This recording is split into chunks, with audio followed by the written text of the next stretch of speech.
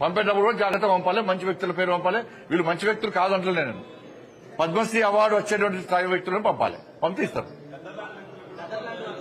ఎట్టిస్తామన్నా, ఎట్టిస్తాం, గద్దరికి ఎట్టిస్తాం చెప్పండి అనే భావాజాలం ఏంది? ఎంతమంది భారతీయ జనతా పార్టీ కార్యకర్తలను మర్డర్ చేసిన వ్యక్తులు ఆయన ఎట్టిస్తాం? మేము పక్కా అయ్యాం. మా కార్యకర్తలను చంపితే మా కార్యకర్తలను చంపిన కార్యకర్తలను పాటలు పాడిన వ్యక్తి గద్దర్. అనేక మంది పోలీసులను ఎన్కౌంటర్ చేసిన విషయంలో గద్దర్. ఎట్లిస్తాం? మీరు వంశం ఇస్తామేంటి అవార్డ్స్? భయపడే ప్రసక్తి లేదు, వెనుకపోయే ప్రసక్తి లేదు. వందల మంది భారతీయ జనతా పార్టీ కార్యకర్తలు నమ్మిన సిద్ధాంతం కోసం భారత్ మాతా కీ జై అని చెప్పి ఆందోళన చేస్తుంటే నక్సల్స్ భావాచరణ గద్దర్ మా కార్యకర్తలు హత్య చేయించిండు. ఎన్ఐఏ వచ్చి ఎంక్వైరీ చేసింది గద్దర్ గారి మీద. అనేక మంది పోలీసులను ఎన్కౌంటర్ పేరుతో మర్డర్ చేసిండు. అటువంటి వ్యక్తిని ఏ విధంగా పంపుతారు ఇవాళ?